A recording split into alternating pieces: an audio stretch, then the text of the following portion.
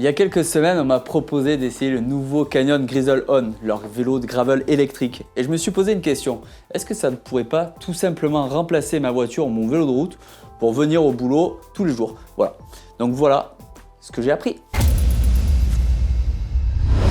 En France, d'après les statistiques, la moyenne de transport du domicile au travail est de 50 minutes. Elle est aussi de 13 km.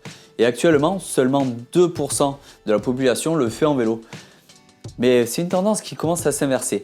Moi, pour faire mon test, j'ai regardé mes statistiques directement sur Strava. Donc j'ai 25 km, c'est beaucoup plus que la moyenne. Mais par contre, au niveau du temps, c'est 50 minutes. Donc c'est à peu près jouable. Mais premièrement, on va revenir sur ce nouveau Canyon Grizzle On électrique, le vélo de gravel tout nouveau de chez Canyon. Il est quand même assez sportif pour aller au travail et ça tombe bien parce que moi, je suis quand même assez sportif. Donc on peut voir sur ce vélo, c'est un cadre carbone, transmission Shimano GRX 12 vitesses, une fourche RockShox 40 mm. Donc c'est plutôt intéressant et surtout un poids de moins de 17 kg. Donc voilà, ça avec le moteur Bosch Performance SX Line, c'est pas mal.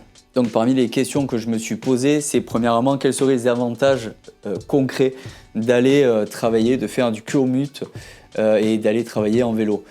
Premièrement, c'est économique, ça évite de payer directement l'essence ou le gasoil de ma voiture, ça évite l'entretien de la voiture, ça permet d'être toujours en forme, de garder une forme, d'être plus réveillé le matin. Vraiment, c'est quelque chose qui est complet. Ça permet aussi d'aérer son esprit et de prendre du plaisir même au guidon du vélo. Deuxième question que je me suis posée aussi, pourquoi utiliser un gravel électrique à la place tout simplement de mon vélo de route ou même d'un vélo électrique urbain? Bon, le gravel, ça a quand même pas mal d'avantages. Déjà, c'est un vélo de route, avec une position vélo de route que je connais bien, mais très confortable. C'est-à-dire que la géométrie est quand même plus stable, il y a plus d'angle au niveau de la fourche. En plus, il est équipé de gros pneus, donc on peut mettre de 40 à 50 mm en largeur de pneus, ce qui est quand même très confortable et qui procure pas mal d'adhérence. En plus, il y a une fourche suspendue à l'avant. Donc voilà, ça permet déjà au niveau des trajets d'avoir plus de mixité de terrain. Voilà, on peut même aller s'amuser sur les bas-côtés, ça aucun problème. En plus, avec le moteur électrique, vous n'aurez pas besoin de vous soucier du rendement des pneus, des montées, du vent de face. Ça, vraiment, ça fait partie des choses qu'on peut enlever de l'équation. Si je le compare à mon vélo de route classique, le Canyon Endurace de 7 kg, les gros avantages, c'est que clairement, je n'aurai pas peur d'user le vélo, user la transmission, user les pneus. Je n'aurai pas peur non plus d'abîmer le vélo en prenant des routes qui ne sont pas en bon état. Et en plus de ça, c'est pas grand chose, mais je suis libre d'utiliser n'importe quelle tenue, car mettre un pantalon de randonnée pour faire du Canyon Endurace CFR, clairement, c'est pas conseillé. Un vélo électrique urbain pourrait largement faire le boulot, même un cargo bike, comme on voit de plus en plus dans les centres-villes, sachant que la vitesse est limitée à 25 km/h, donc globalement, on peut tous aller à 25 km/h à partir du moment où le moteur est à peu près équivalent. Le seul problème, c'est que ce soit le vélo urbain ou le cargo bike, vous aurez moins de flexibilité au niveau de vos parcours. Et ça, c'est vraiment une des choses que j'ai vraiment appréciées sur ce vélo.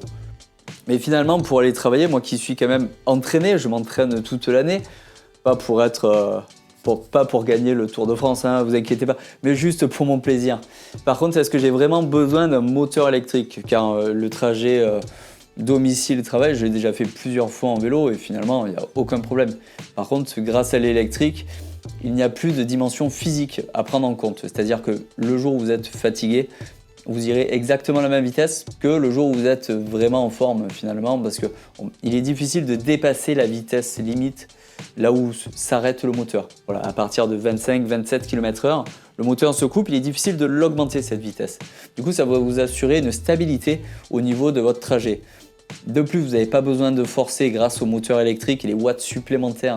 Donc cela compense complètement votre état de fatigue éventuel et du coup, vous aurez toujours un plaisir à faire ce trajet. Autre avantage aussi sur le moteur électrique qui vous aide, c'est que si vous avez du poids avec vous, un sac à dos rempli d'affaires, on va dire 5 ou 8 kg d'affaires dans votre dos, ça ne changera absolument rien à vos performances. Vous prendrez la côte toujours aidée par le moteur parce que le moteur vous aidera à maintenir cette vitesse au plus vous irez lentement, au plus il vous aidera. Donc de ce côté-là, aucun problème. C'est vraiment un avantage si des fois vous vous arrêtez, faire des courses, ramener un pack d'eau à la maison, les performances seront exactement les mêmes et votre temps de transport sera le même aussi. Maintenant, je suis allé vérifier sur Strava toutes ces statistiques. Du coup, j'avais regardé sur un ancien trajet avec mon vélo de route. J'avais fait 48 minutes à 30,5 de moyenne, il me semble, avec 222 watts de moyenne pondérée. J'ai mis des pédales capteurs de puissance sur le canyon électrique. Et là, pour les mêmes vitesses, un poil moins en vitesse, parce que c'était 27 km/h, j'ai utilisé que 145 watts de moyenne. Donc clairement, pour 3 minutes de plus, j'ai forcé quasiment 2 fois moins, ce qui est quand même un avantage indéniable. Finalement, après ce test, quels sont les accessoires qui sont indispensables à prévoir sur son vélo pour faire le trajet domicile-boulot? Ça, je ne l'avais pas, mais je l'ai découvert sur ces tests. Clairement, il faut des garde-boue. Ça, c'est fait partie des choses qui sont complètement indispensables lorsqu'on veut prévoir son vélo pour aller tout simplement au boulot. Parce que si vous voulez arriver assez propre au travail, c'est un minimum. De deux, vous pouvez éventuellement aussi prévoir un porte-bagages. Parce que clairement, un porte-bagages pour mettre son sac à dos, ça vous évitera d'avoir trop de poids sur vos fesses. Et ainsi, vous évitez d'avoir clairement mal aux fesses à cause du poids sur le dos. Tout simplement, et bien sûr un cadenas car il faut pouvoir l'accrocher quand vous arrivez au boulot. Mais finalement, quels sont les inconvénients aussi? Parce qu'il y a pas mal d'avantages à aller au boulot en vélo, mais quels sont les inconvénients? Le premier est qu'il vous faut un gros cadenas parce que c'est un vélo qui est quand même pas donné et qui peut attirer les convoitises de certaines personnes mal intentionnées. Donc clairement, il vous faut un gros cadenas pour l'accrocher en extérieur si vous ne pouvez pas le rentrer à l'intérieur de votre boulot. Deuxièmement, il vous faut gérer l'autonomie de la batterie aussi. Si vous partez le matin et que vous n'avez pas anticipé sur la charge de la batterie, que admettons elle est qu'à 50% et qu'il vous faut plus de 50% pour faire l'aller-retour, ça peut être une vraie contrainte. Surtout si vous n'avez pas la possibilité de prendre le chargeur avec vous et de le charger depuis votre bureau. Donc ça fait partie des gros inconvénients. Avoir l'autonomie. Là sur ce vélo, aucun problème pour faire l'aller-retour, mais il ne faudrait pas que je fasse 2 ou 3 jours d'affilée sans le recharger. Troisième point également aussi, il faut prévoir soit des lingettes pour pouvoir vous nettoyer avant d'arriver au bureau, soit si vous avez la possibilité, oui, vous pouvez prendre une petite douche en arrivant au boulot. Ça vous aidera à passer la journée en toute fraîcheur, on va dire. Et il vous faut aussi également des affaires de rechange parce que clairement, on ne peut pas travailler avec les mêmes affaires qu'on a pris pour rouler parce que éventuellement si vous avez eu de la pluie, de la boue, bon ça ne sera pas une bonne chose de garder les mêmes affaires. Dernier inconvénient, c'est quand même le prix parce que c'est quand même pas donné comme vélo et il faut être sûr d'avoir la motivation nécessaire pour l'utiliser par tout temps ou au moins une grande partie de l'année. Bon, ça peut vous éviter pas mal de frais sur votre véhicule, ça c'est une bonne chose. Ça peut vous permettre de faire beaucoup plus d'exercices toute l'année. Ça peut vous permettre aussi de vous aérer l'esprit et de profiter de ce trajet pour le rendre plaisant au lieu que ça soit juste des bouchons dans votre voiture et que vous ayez l'impression de perdre votre temps. Voilà, c'est des choses à prendre en compte au-delà du prix évidemment. Et puis une dernière question que vous pouvez vous poser aussi et que je me pose également, c'est si des fois vous prenez un vélo comme celui-ci, qui est quand même un vélo sportif et aussi plaisir, toute la semaine pour aller au boulot, est-ce que à la fin de la semaine vous aurez quand même envie d'aller le rouler le week-end, admettons dans le Pays Basque, dans les forêts et dans du vrai gravel?